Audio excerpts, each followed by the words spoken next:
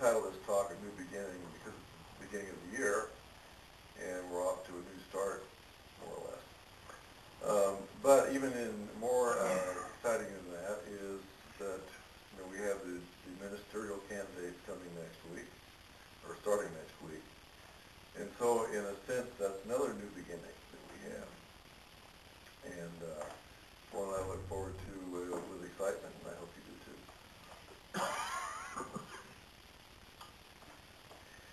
I'm sure all of you, some years ago, the book, The Power of Now by Eckhart Tolle was real popular. And many people were reading it and raving about it. And so I want to start with that as an idea.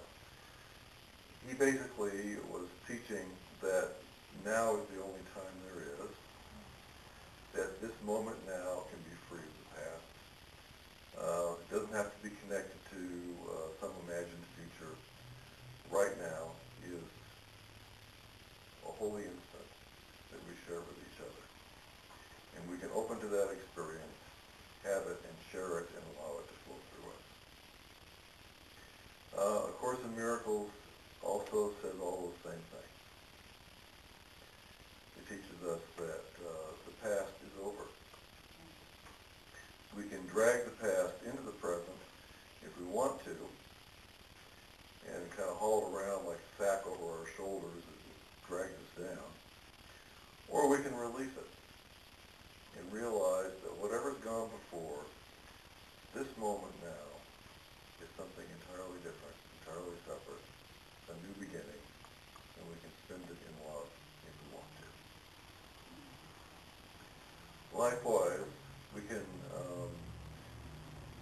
I've talked before about the ego as being one of the two internal teachers that we have, and the ego and the Holy Spirit as thoughts within our mind that guide us, and we choose which one we want to listen to and believe.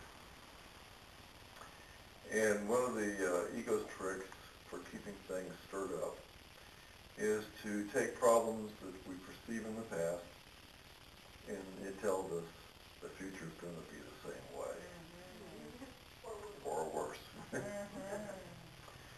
And so if we listen to that and believe that and dwell on that and allow those thoughts to fill our minds, then our peace is disturbed. And we don't feel the connection between us because of that disturbance. So the Course and Eckhart Tolle are telling us that we don't have to believe what the ego tells us. Right now is the only time that we're actually alive. That seems obvious when you think about it. But most people wander around thinking about the past, times that they feel guilty for themselves, times that they blame others and think that they're guilty for. They carry around ideas of wanting to get even for wrongs that were done to them, or pay penance for things that they've done wrong. So rather than living in the moment, in the present, in the clear light of now, they're living in the past, and their peace is destroyed. When we live in the past, under the ego's guidance, then we behave in unloving ways. We hurt ourselves and other people as a result. There's a lesson in the Course which I've always loved. It says, the past is over. It cannot touch me now. Simple idea. But for the past to be over, you have to let go of it. Release it. Instead of following along with it. It also says the future is not here yet, so I can leave that to God. When you think of it, the future unfolds from now. So if I'm able to release the past, go of the future and open to God's presence. Allow him to flow through me. Allow his peace to fill me. Allow the love that we are in him to manifest right now. Then we're creating a future out of love rather than trying to replicate the past. And that is a powerful idea and a powerful healing can happen.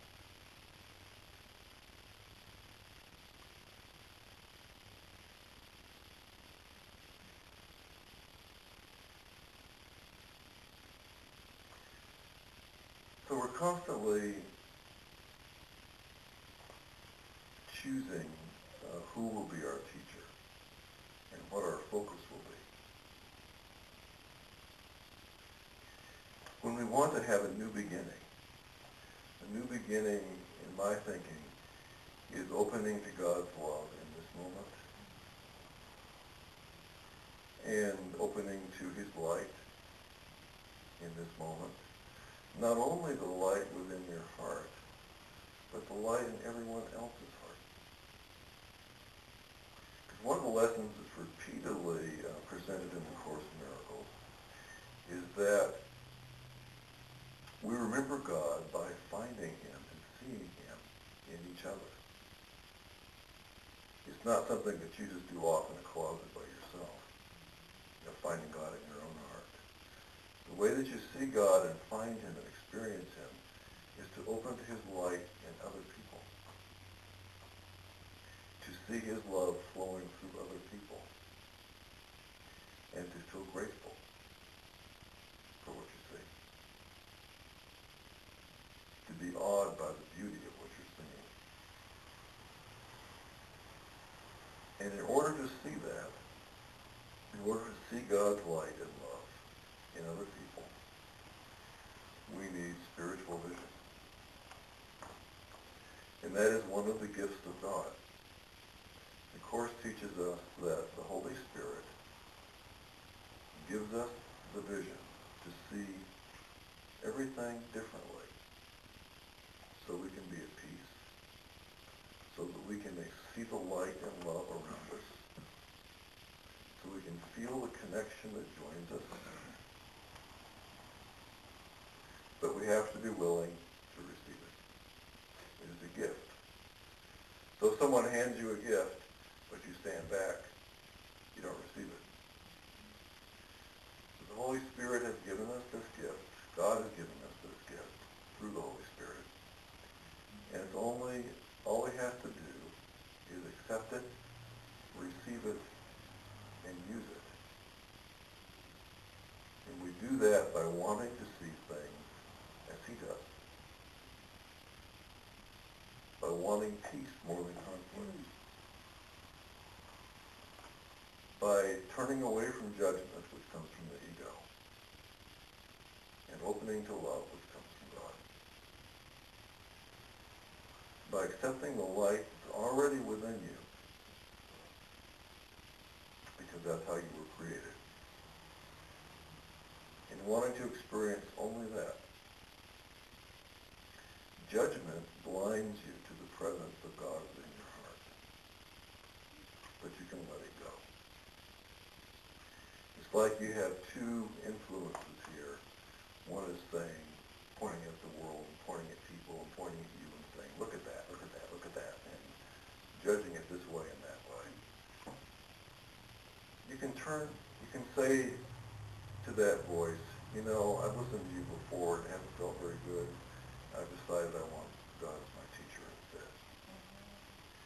And turn away, turn to the Holy Spirit, open to that quiet place within your heart and say, I want to see things as you do. I need to look at things through your eyes. I need your understanding so I can be at peace and so that God's love can flow through me as you intended it to. And that is my purpose here, to be a willing vessel. We can embrace that. That is our purpose.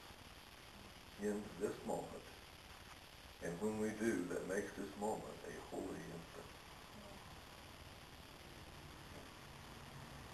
I'd like to share a few quotes from the Course about holy instant. Well, this one I wrote, so then I'll go into some quotes.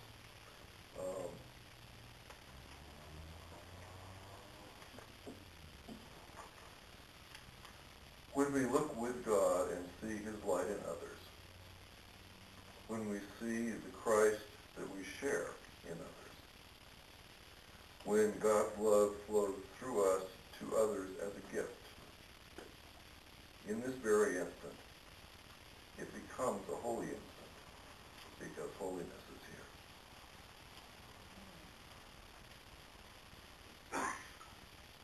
And all of those are choices that we can make. Every moment is a new beginning when we look on it with God.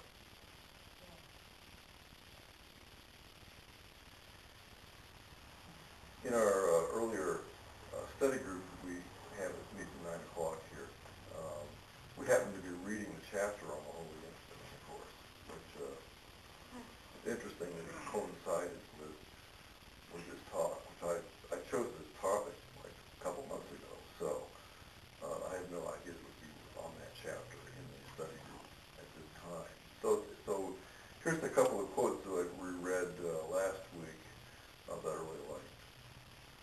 The first one is, begin to practice the Holy Spirit's use of time as a teaching aid to happiness and peace. Take this very instant, now, and think of it as all the time there is. Nothing can reach you here out of the past, and it is here that you are completely absolved, completely free, and wholly without condemnation. From this holy instant, wherein holiness was born again, you will go forth in time without fear and with no sense of change in time.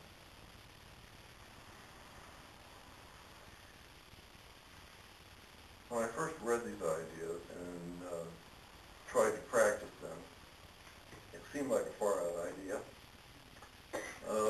But I mentally sat down in a quiet place and said, okay, I got all this past stuff I carry around with me, but for at least this moment, I'm going to let go of it. And I got all these things I'm worried about in the future, and for at least this moment, I'm going to let go of them too, and just open to God's presence in my heart and all around me right now. And when I did, it was amazing how peaceful I felt. And the other sense I had was it was like, almost like light expanding and connecting. Like I could feel a connection with everyone else that I wasn't feeling before I took those steps. I'm not sure that's the official holy instant, but it was as close as I could get, and it was pretty good.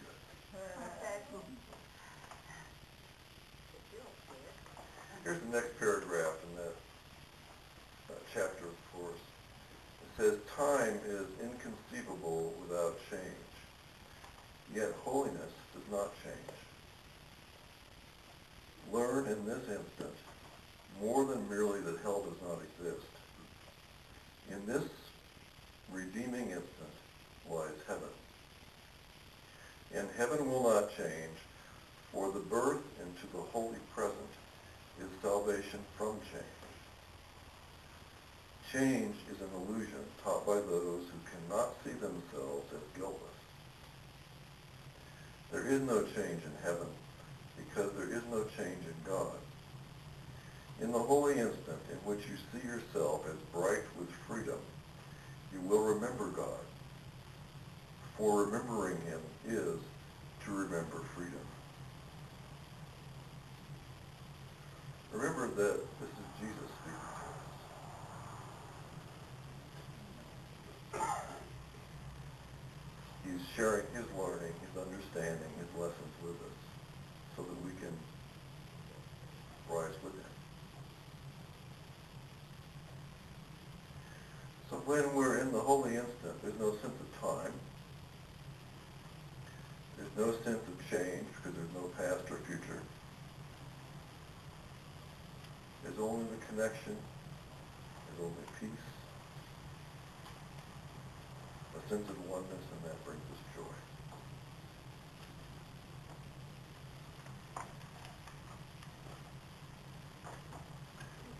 By releasing the past, we're also releasing any resentments that we may have, any judgments of other people or ourselves, and that's another word for forgiveness.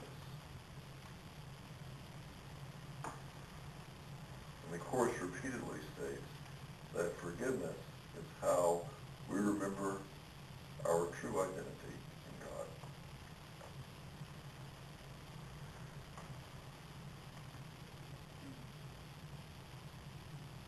Here's a caution that's built in. It says, you will never give this holy instant to the Holy Spirit on behalf of your release while you are unwilling to give it to your brothers on behalf of theirs. It doesn't read up there like that.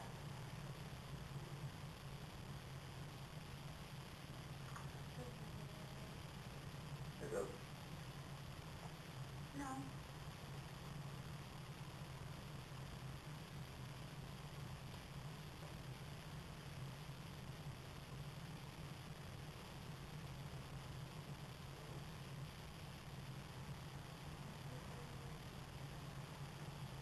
Okay, I skipped. When I made the PowerPoint, I left that one out. Okay, so, yeah, let me do that. So I apologize for leaving that one out. It says, you will never give this holy instant to the Holy Spirit on behalf of your release while you are unwilling to give it to your brothers on behalf of theirs. For the instant of holiness is shared and cannot be yours alone. This is a theme throughout Jesus' message in the Course, is that we must give what we want to receive in order to receive it. You must give love to experience it. You must be willing to release the past for everyone. To give the holy instant to all of your brothers and sisters in order for you to have it now. It's not something that you can do alone. Love is shared. Our identity in God is shared. The spirit that we are within God is one and it is shared. We cannot do it as isolated individuals. We must be willing to experience the oneness. We must be willing to give because God created us out of his love, and love's nature is to give.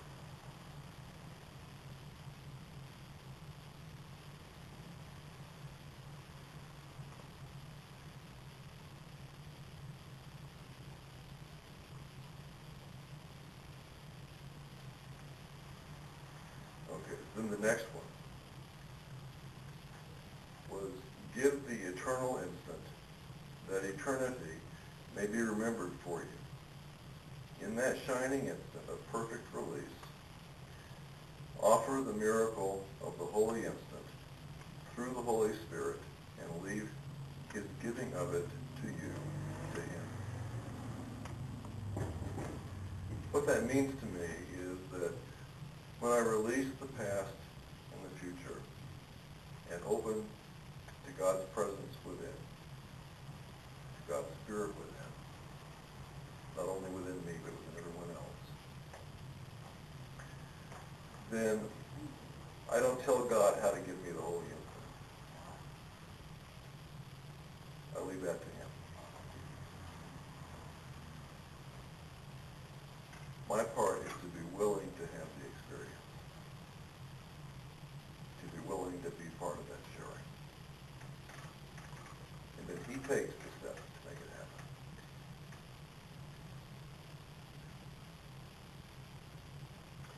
Some people say, well, okay, that sounds really good. Now, how about if I go around just being open in the holy instant and don't think about the past and don't think about the future. Well, how am I going to direct my life and protect myself from all the evil out there? And that's a pretty natural question to ask. My question would be, when you have tried to take control of everything and depend on your past to guide you and have all your future worries direct you, how well has it worked? In my own experience, it hasn't worked very well.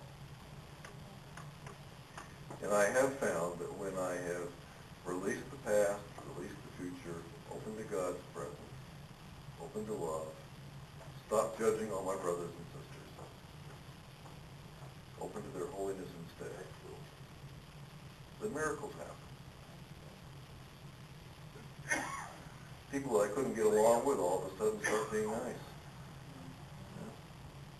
Relationships start working. It's amazing. Okay, at the church, we're going to be making a new beginning very soon with the new ministers that are coming, and hopefully a choice on a minister that can be our external teacher for a while. We'll always have the same internal teacher. But it helps to have a nice external teacher too. And now we can approach this new minister by dragging in all of our old experiences with hiring ministers and having trouble with ministers and having contracts with ministers and so on and so forth. Or we can release that past and we can turn to God to guide us. We could ask him to direct us in the choice of our new minister. So that's something I'd like to challenge all of us to do, or encourage all of us to do. I have a little short prayer that I put together.